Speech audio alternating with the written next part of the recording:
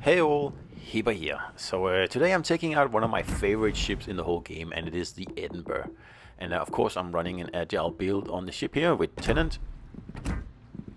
And on the ship I have the turret rotation, and I have double rudder, and then I have the reload in the fourth mod. And I've made this an epic and legendary mod because I think you really need that if you want to be competitive these days here. On my Minotaur I have the range mod, but on Edinburgh I have the reload mod because the reload is quite slower on this one here. 62 solo win rate, yeah, not too bad. Let's just get into the battle here. And one of the reasons that I really like Edinburgh is that it allows me to play very, very aggressively, even more aggressively than Minotaur does, because as opposed to Minotaur, Edinburgh has that very nice 30mm bow. That means that you can bow tank most battleships in the game, give or take 2, I think it is.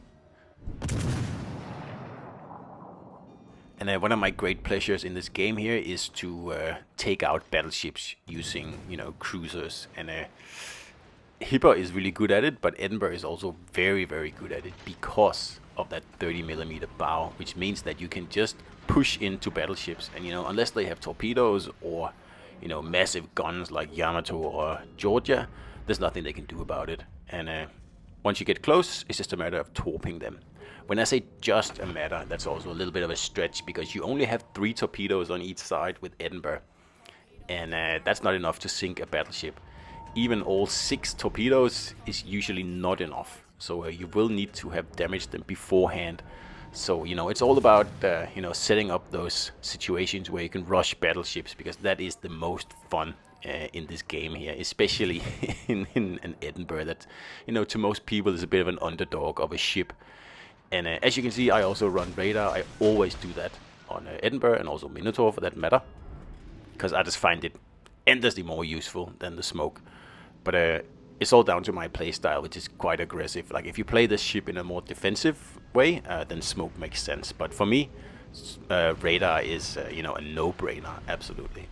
So here we have a Tirpitz, and other than blocking my torps, he's also a little bit late to the party, because I'm pretty much finished here. I have 3 seconds left of capping, and he would be better off, going into some sort of defensive position, because all we have to do now is really hold the cap. And he can rely on me for, defense up close. I have a radar. That destroyer is never going to be a problem. So, would make sense. Sit here and then take some pot shots at whoever is over at like the middle of the map until the guys over here make a move, and then we just torp them, because he's in a Tirpitz. He has torpedoes. He's good up close, So that would be my, plan, my idea. But this Tirpitz here, he has a different plan. And his plan is he wants to get torped 4 minutes into the game. So that's okay. That's okay. I mean, there's nothing we can do about that. So we'll just let it happen.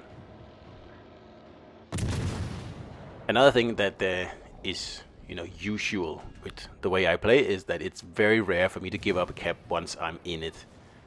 It'll have to be, a very special situation. And there's the torpedoes, and he's eating every single one of them. I mean, just sit behind the island and wait. That's all you have to do. But whatever. So I'm just waiting on my chance to rush these battleships here, because there is a destroyer around the corner, there is a Bismarck, and there is a Florida. So I need to get rid of one ship, preferably the destroyer. And I'm really just waiting for my opportunity here to, catch him either pushing or, going wide to spot or something like that. And it's just a matter of biding your time, because I have the cap. I have plenty of time. It's the Reds have to make a move here, so just pop the radar to see what's going on, and see the Jarvis. And he's unfortunately not in a position for me to actually do anything, because that Bismarck is just waiting for me to move out. So I'm trying to catch him from the different side instead. And then here in a minute, something lucky will happen. The destroyer will actually get torped by. I haven't even seen the torpedo, so it must be coming from I don't know where. But very, very lucky, and very useful for me.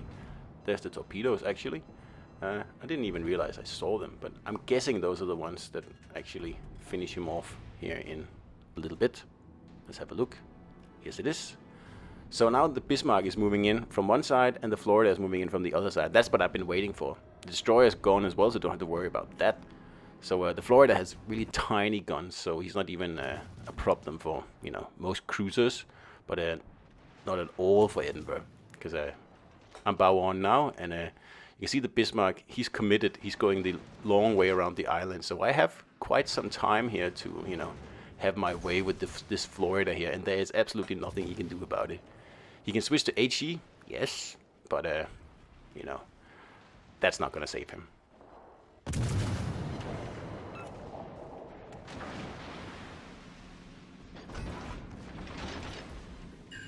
So you can see the Florida here is actually dodging most of my torpedoes. Quite surprising and also really annoying, because it means that I have to chase him now. Because, I mean, obviously I'm committed here. I cannot just, you know, turn around, because I have a battleship on each side, as you can see.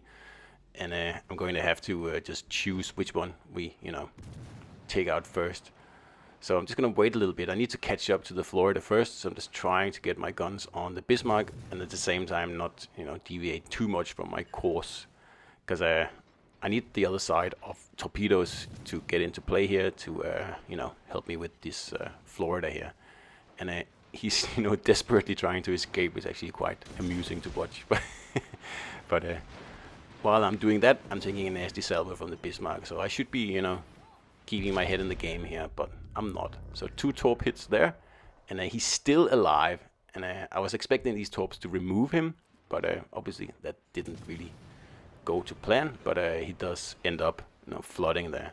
So Bismarck is down to almost no health, and there's a destroyer as well. So I'm assuming he's got torpedoes inbound, but it turns out they're actually for the Florida, which is weird. Why would I mean, I'm obviously going to finish that guy off, but the Bismarck is more of a problem. So if it was me, I would have torped the Bismarck, but whatever. So let's try to finish him off with the guns here. See how he's staying in the cap? I mean, he's trying his best, but I mean, he's taking lots of damage, so it's just a matter of time here. And I mean, it's good. He's certainly much better than the Turpits I had on my team. At least this Bismarck here is actually, you know, playing a little bit smart, and that's a good thing. And kudos to that player, but unfortunately he's just outnumbered over here and too low on health to actually make a difference. So we end up removing him, and that means that this flank here is now safe, and we can, you know, start moving in towards the middle of the map. We still have lots of ships left over on the other flank, and I want to get over there and help them out, because that's what you're supposed to do. But you can see there's someone in the B cap here. I just realized that now, and obviously we cannot afford to lose that cap. We're only just ahead on points here, and he's going to mess up my plans here. And I believe it's a Riga actually. So we can't really do anything to that guy head on. So we're going to have to try to get him from the side. Failing that, we'd have to torp him just like the other battleship, because he can just bow tank me, and my AP shells are going to do absolutely nothing against him.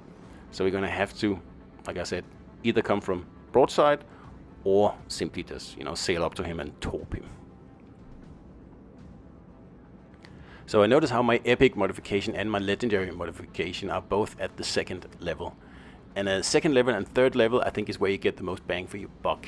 So it means that you'll have to do 90,000 damage, and you have to have sunk 3 ships.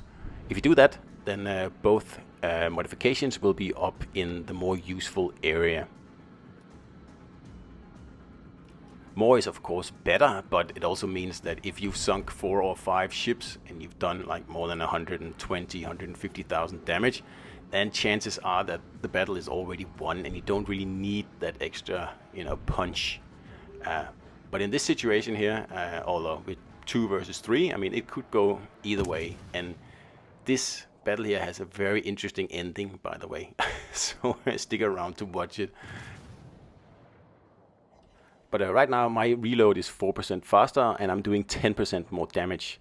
So this is, you know, the golden area, I think. If you get both of these modifications up to level 2 or level 3, that's where you want them to be. And that, of course, like I said, higher than that is excellent, it's fine, but by that time you are, you know, usually in a winning position. Also notice how this Azuma here is playing this completely right. You know, these two guys here are about tanking each other, and they're not going to be able to do pretty much anything to each other because they're both just bouncing their AP. But the Azuma is sticking around. He's keeping this Riga in the lock because the Riga obviously cannot do anything other than reverse or go forward. And he probably knows that I'm approaching from the side. You can see how he's trying to angle now towards both of us. Obviously that's impossible. And this is what you want, because there's so many games I play where the Azuma in this situation here would, you know, turn around and start kiting away, and then once when he's turning around, he will get citadeled, and, you know, secondly, when turning away like that means that the Riga will be able to do whatever he wants. So doing this is the right play, the best play, and it's excellent, and I love to see it.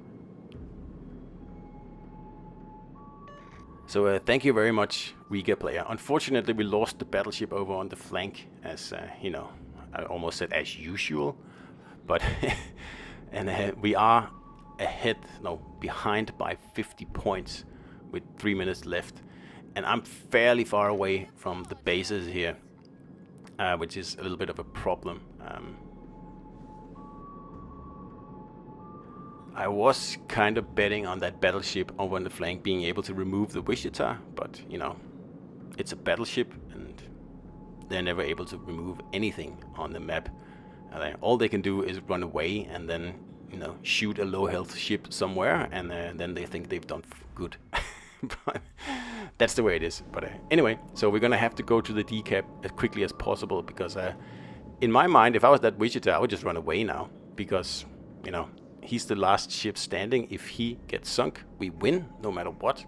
And as it is now, he's ahead on points, and with 2.5 minutes left, it's you know, it could go either way. Like, all he has to do is just to reset me probably once or twice while I'm trying to grab the decap, because I don't think the Azuma would be able to reach it to reach the A cap in time. We only have 2 minutes, and also to cap takes a long time.